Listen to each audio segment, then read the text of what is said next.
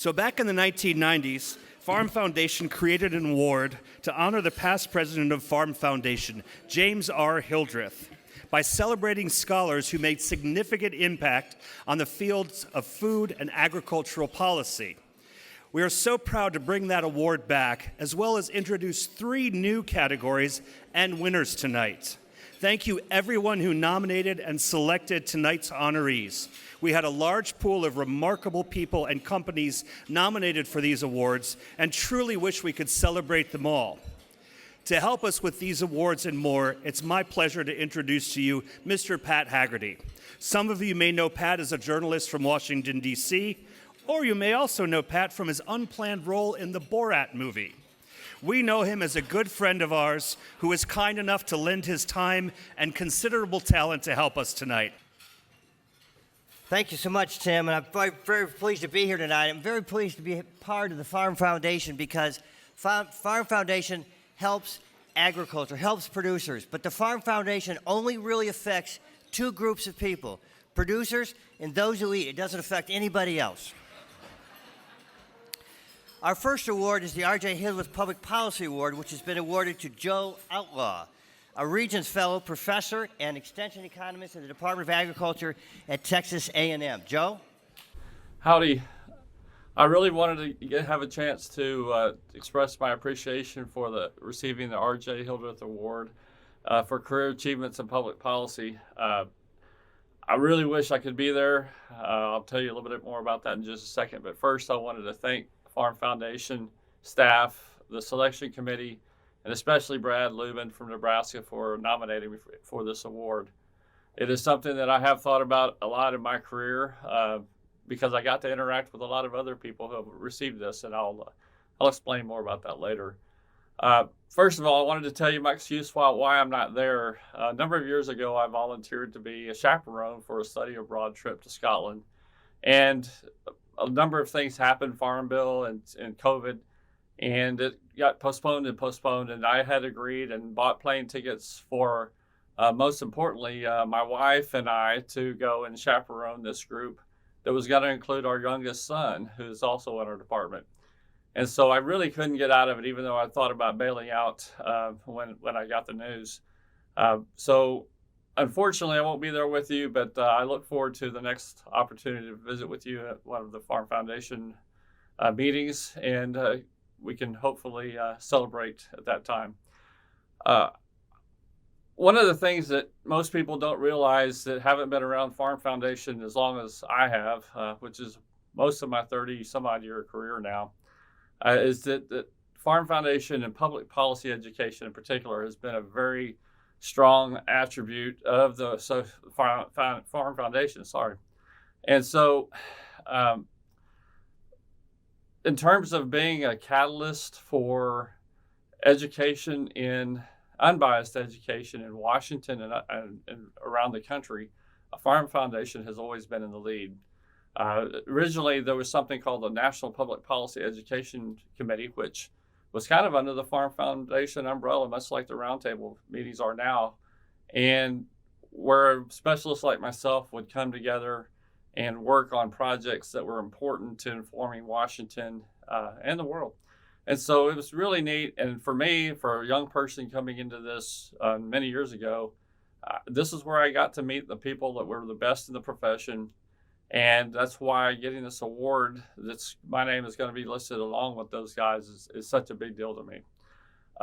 We utilize something called the options and consequences approach. And if you listen to any Farm Foundation meeting, before my great friend Barry passed away, he talked about that approach all the time and where he learned it as well. That's the approach we use to do all kinds of work on farm bills and other projects along the way. And that's why when I received the news that I was going to get this award, it really made me reflect on my career and all the things that this Farm Foundation has meant to me in particular. Obviously, I got to spend a lot of time. There's some people on the list that have received this before me that, while I didn't know everyone, I had known of a number of people. But I got to work with my mentor, Ron Knutson, who was probably the best at the time during his generation. Barry Flinchball right there with him, Hal Harris from Clemson, and Roy Frederick from Nebraska. Keith Collins from USDA was always around and someone who we used as a sounding board for information. And there's many, many others. And I got to know Jim Hildreth, the namesake of the award. When I was just beginning in my career, it was towards the end of his. But I do respect the job he did shepherding Farm Foundation through the years. I guess I just want to say, in terms of national awards and things where people think of most people don't work for their awards. They work because they love their job and they want to do a good job of what they do. I have received a lot of really neat things over my career. Getting recognized as the top extension specialist in the country by USDA was a big deal to me. Being named a fellow from the Southern and Western Agriculture Economics Associations was a big deal, as well as being a fellow from my own home institution, Texas A&M. And those are big, but I want to express, I got an email from one of my colleagues who works just down the hall from me who knows about the work of Farm Foundation and of Jim Hildreth's award.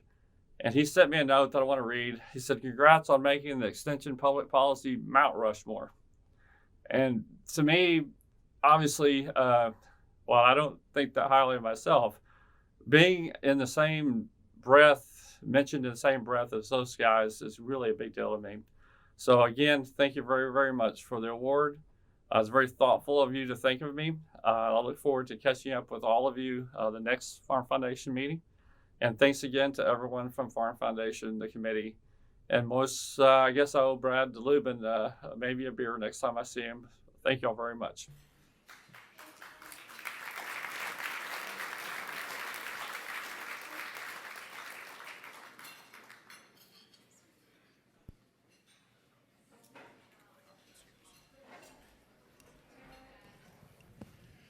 I'm going to take the privilege of taking the microphone for just a couple minutes to acknowledge and congratulate my very good friend, Joe Outlaw.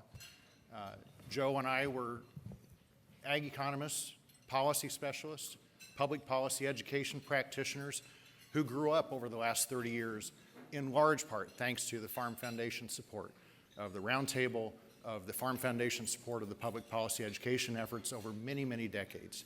And so I thank you for the privilege of nominating Joe, and thank you for the privilege of accepting on his behalf. I would note, Joe mentioned some mentors. We stand on very big shoulders. If you don't know Joe personally, he's about 6'4", so he already has big shoulders.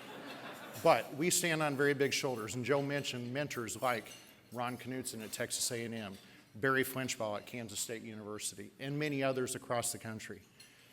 We are sort of the third generation of public policy education. Ron and Barry and others are the second generation. They really grew up from the pioneers of public policy education. And my Purdue friends would know the names J.B. Kohlmeyer, Carol Bottom. Those were the pioneers that fundamentally brought public policy education principles like alternatives consequences. Not advocacy, but education and engaged discussion. And Joe is the epitome of that over the many 30 years now plus of his career. So thank you on behalf of Joe. And as he mentioned, I'm going to look him up for a drink next time I see him. So.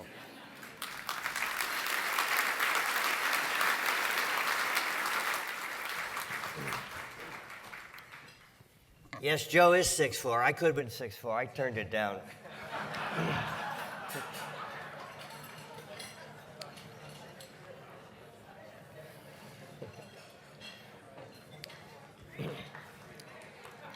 Our next award is the Farm Foundation Emerging Leader Award. The award recognizes a person under 40 who is on the trajectory to make transformational change within the agriculture and food industry. The winner of this award is Emily Metz, the President and CEO of the American Egg Board.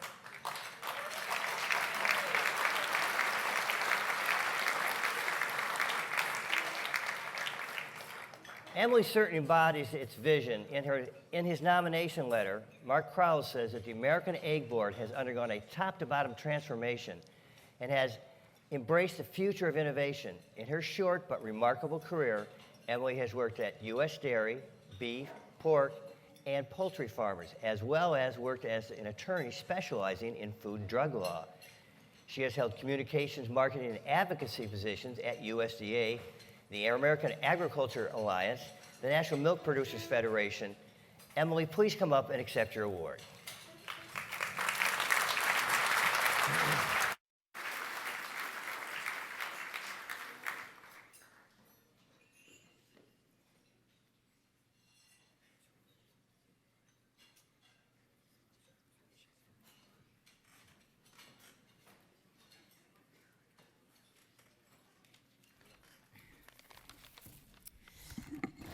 Well, thank you.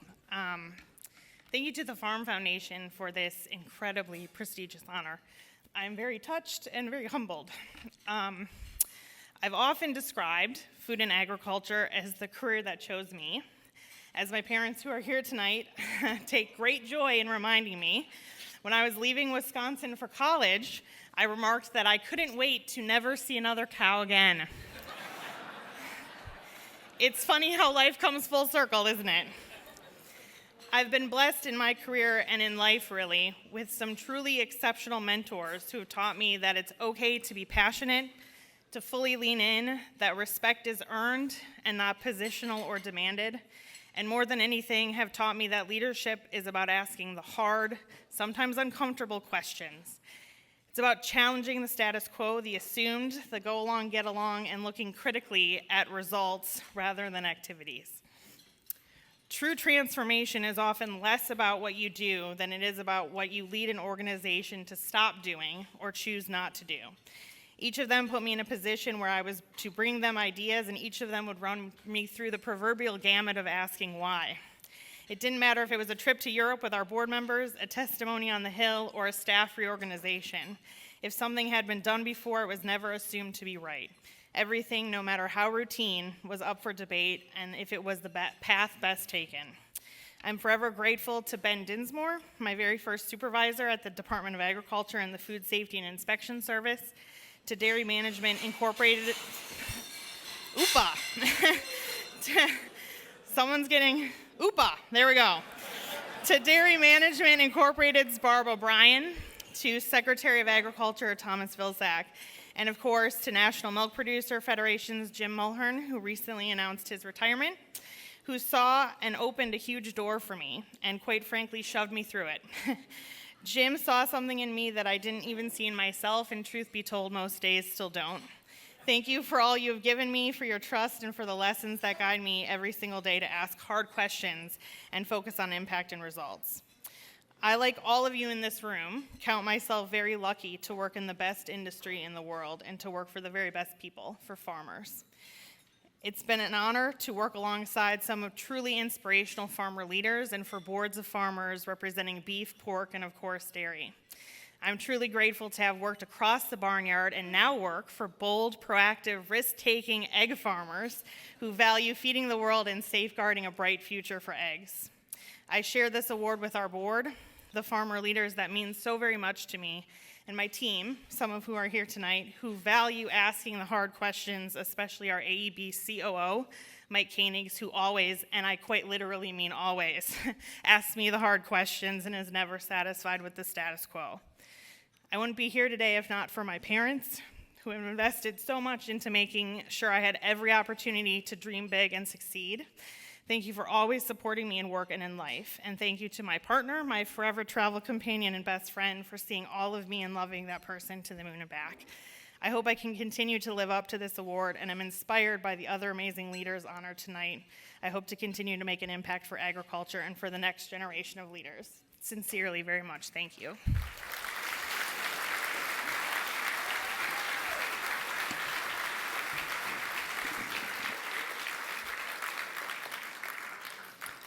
Thank you, Emily. Thanks for congratulations. Our next award is the Farm Foundation Transformational Leadership Award, which was created this year to recognize the individual who has demonstrated a lifetime of innovative transformational leadership in food and agriculture. And our winner is John Foraker, co-founder and CEO, Once Upon a Farm. Certainly has had a remarkable career. Prior to his current company, which produces food for children of all ages, John spent more than 30 years in the natural and organic food industry, running businesses with a sharp focus on sustainability and social responsibility. John was a longtime leader of Annie's Inc., a leading natural and organic food producer. In his nomination letter, Aaron Rudberg shared his observation that John is a thought leader and a consensus builder who brings out the best in his teams. Due to some family circumstances, John unfortunately unable to be with us tonight, but we do have a short video. Hello, everyone. Thank you so much for this honor. It means a great deal to me to be recognized in this way, and I'm truly sorry that I can't be there to accept the award personally. This has been a long journey for me. I grew up in Northern California, Chico, California, in a conventional farming family. We grew rice. I spent most of my summers on the back of a D7 Cat. And I didn't really get exposed to organic until the late 70s, and the farmers in my region took us over to a rice field day where we got to see the three Lundberg brothers in Northern California farming organic rice the first time. And I learned about concepts about managing weeds versus eradicating them with traditional herbicides. And it was pretty amazing to me. But in my own personal life, organic came in a way it comes into most people's lives when you have a child. So in 1994, when my son Jack was 2, I came home one day and I opened the refrigerator and there were 2 different shelves that had strawberries on them in the fridge. And so I reached for the ones that looked the best. And my wife said, "Oh, no. Those are the organic strawberries. You get the conventional ones. The damage is already done for you. Those are for Jack." And I knew at that moment that there was something changing in terms of consumers' perception around wanting products grown organically, free of the chemical pesticides and herbicides and all the things that go into that. And so I pivoted my career. I was in the food business and really started focusing on organic. I was very fortunate to be on an amazing team at Annie's that took organic macaroni and cheese and products like that from what used to be the natural section in the back of the grocery store, kind of by the mop closet, and it got those actually onto the mainstream shelf next to the big mainstream brands. And that's been an incredible journey, and so many people to thank that helped us do that and get there. And then I'm, very optimistic about the future of organic. I think the real heroes in organic are the farmers who are willing to convert and go through the real difficult process of getting to a place where they can be in organic cropping systems and doing right by the soil. And I think that there are waves of consumers coming that are going to be wanting these types of products. And so my hope and dreams for the organic sector are really high. I think we as a public policy, as a government, the Farm Bill really need to support organic agriculture to the greatest extent possible to facilitate that. And I hope that happens, and I'm sure it will. So I thank you so much again for this great honor, and I wish I could be there. Have a great evening. Thank you so much.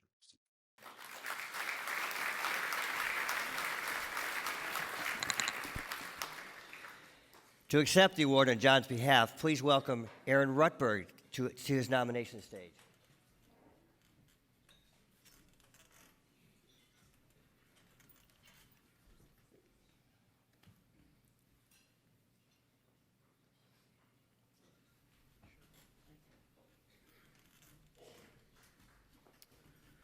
All right. You don't have to clap for me. This was for us at S2G, and I have the privilege of being an investor behind John and what he's done. I know John wishes he was here. Unfortunately, due to some family circumstances, could not be here. But he has really been someone that we have the benefit of backing close to 90 entrepreneurs in and around the food system. And John is someone, when I read sort of the description of transformational leader, has really been someone over the last 20, 30, 40 years that has been dedicated to really expanding a market that was not that large, and even today is not that large, but has done it in a way where he's done it with integrity, with grace, determination, and focus. We were able to convince him. He had taken Annie's from what was an idea to a public company and then sold that to General Mills. And at the time, he was running a $3.5 billion portfolio for General Mills, natural, organic, healthy food. And we said, why don't you come and help us build Once Upon a Farm, which was at the time doing about $250,000, $300,000 in revenue. And I'm not sure we led with that, but we sort of led with the vision. And he jumped into it. And I was recently looking back to the financial plan that he gave us 5-6 years ago when we convinced him of this. And almost to the dollar, I mean, not exactly, but kind of plus or minus 3%, he has hit every goal that he set out 5 or 6 years ago, which in our business never happens, by the way. Well, that's not what we tell our investors, but it rarely happens. But it's something because I think he was focused, determined. He was able to bring a phenomenal team. And even every board meeting we had a board meeting about a month ago, you walk away feeling like you learned something. And for someone in our business where we are able to, again, interact with a lot of leaders, we fight internally to be able to attend those board meetings so that we can learn from him as a leader and his teams, where you see emerging leaders rise up and experienced leaders that he gives the floor to, but then allows the space for others. And I think, again, we're lucky to be partners with John. I think our industry and farmers are lucky that he's trying to represent them and giving fresh products to consumers and tell that story as well. So I know thanks to Farm Foundation. Sherry, thank you for your support, and he wishes he could be here, but thank you again.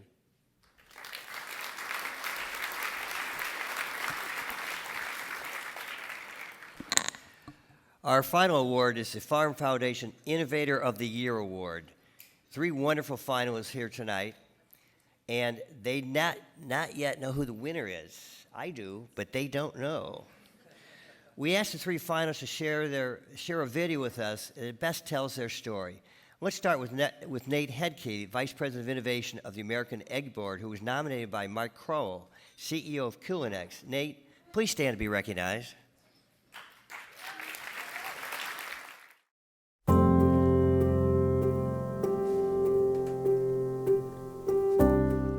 It all comes back to the farm. How do we ensure that these farms can sustain and continue to operate and add value? These farmers invest and reinvest in their operations, and every ounce of value that they derive, they put back into this operation and making it better. How do we take this inherently perfect food that is the egg, that's getting raised by chickens that are well cared for on a farm that's environmentally sustainable by workers who are part of the family business? How do we take all those values and look at new opportunities to put that egg into new products or new menu items or repackage it or repurpose it? Thanks to the unique vision of our farmers and our board of directors, we are thrilled to announce future forward-looking innovation for the egg industry. The new American Egg Board Accelerator Lab. The work that's being done has never been done before in the industry. It's a network of resources, manufacturers, suppliers, university researchers, subject matter experts that we can tap into to help drive innovation projects forward. It's a collection of proprietary assets, a library of hundreds of different ideas, recipes and new product ideas that are backed by research, backed by technical feasibility assessments that we can take out to our partners. It's here to turn insights from consumers into action. It's here to jumpstart innovation. It's here to be an incubator, bringing everyone together to do new ideations, to bring about new R&D, to bring about new concept, bring about new innovation. Customers, manufacturers, equipment, expertise, culinary expertise, food science, all of that is coming together in the lab. Culinex, they are our growth partner in this, and they've been on this journey from the beginning. No one is doing a program anything like the American Egg Board is doing for their farmer members. We're essentially providing the technical product development services so that they can interact with industry on a marketing and a research level. There's definitely magic happening here. The OVO innovation process, this is a proprietary process. OVO is an acronym that stands for Opportunity, Visualize, Validate, and Operationalize. It has a heavy focus on the upfront white space discovery work to identify market opportunities, to identify what's happening and how clients can take advantage of that. That's what unlocks new potential for our clients and for the industry. growth is the operative word, right? I think the possibilities are endless. Entering segments and channels we've never been in, across food service, across retail, but innovation is a global play. And what we're doing right now through our Insights Hub is we're finding out where the most opportunistic export markets are, and then we can bring the Accelerator Lab to come up with product ideations that serve that new export channel, which grows export growth exponentially, all powered by innovation. Farmers are the best people to work for. Many of them are fourth, fifth generation. They continue to breed those family values into their farms every day. And that's the values that we are inspired by at AEB. And I think it pushes us to do better and do more and go further and go farther for the industry.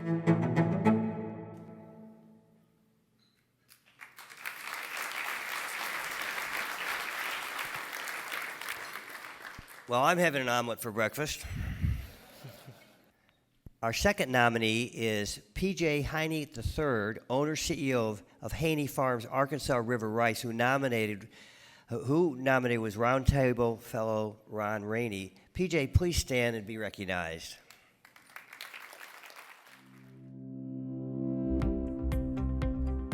Rice is only grown in 6 states, and Arkansas is the #1 rice producing state in the country. I could not find any minority-owned or African-American-owned rice mills. So in December, I went down to the U.S. Rice Outlook Conference and was talking to the president of USA Rice. I said, Betsy, I've been trying to find some diversity in the rice industry. And I said, of all the rice mills in the U.S., I can't find any minority-owned ones. And she said there are none. So, the good Lord blessed us with the ability to close on this in December.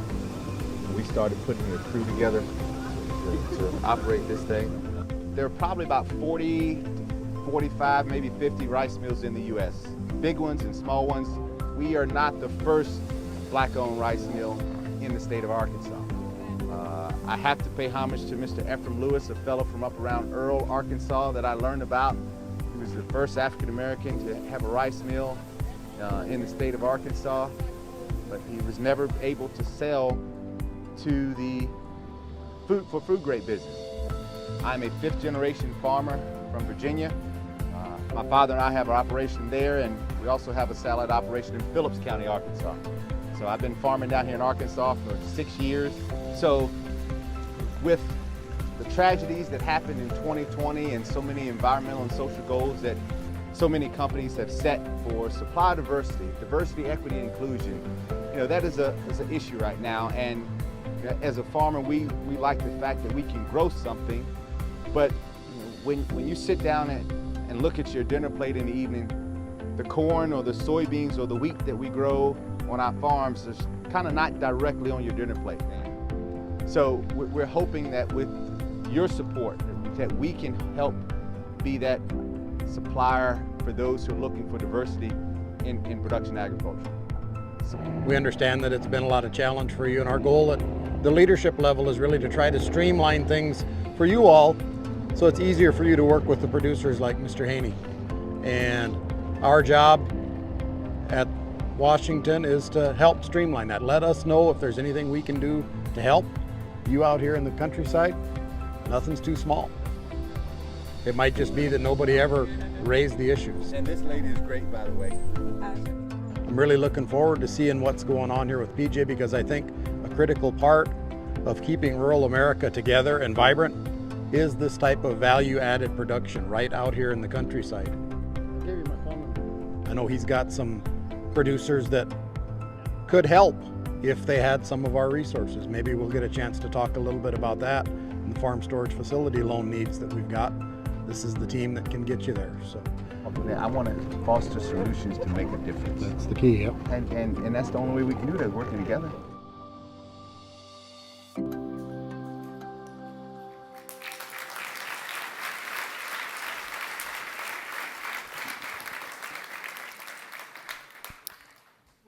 All right, our final video is from Acre Trader, a company nominated by Roundtable Fellow Steve Halbrook. Representing Acre Trader tonight here is Aaron Shrew, who is my dinner partner. Aaron, please stand up and be recognized.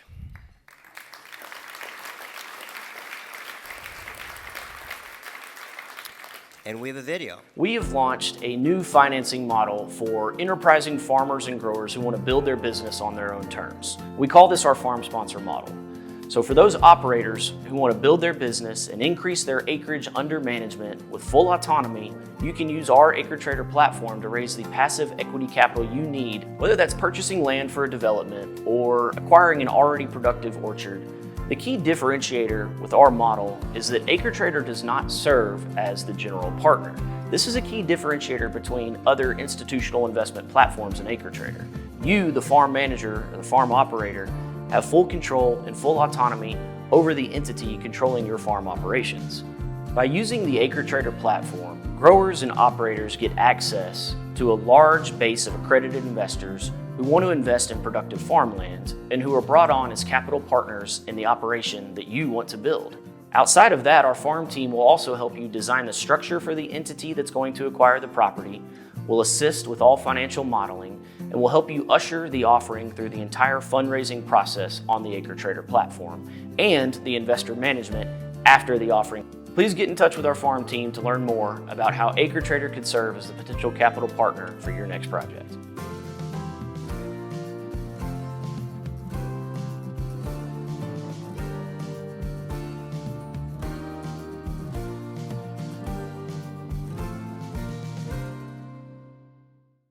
Let's congratulate these three nominees one more time.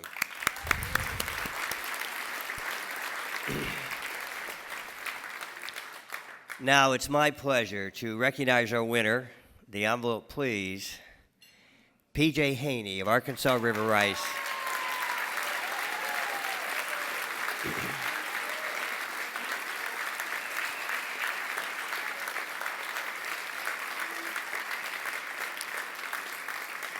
You are the 2023 Farm Foundation Innovator of the Year Award winner.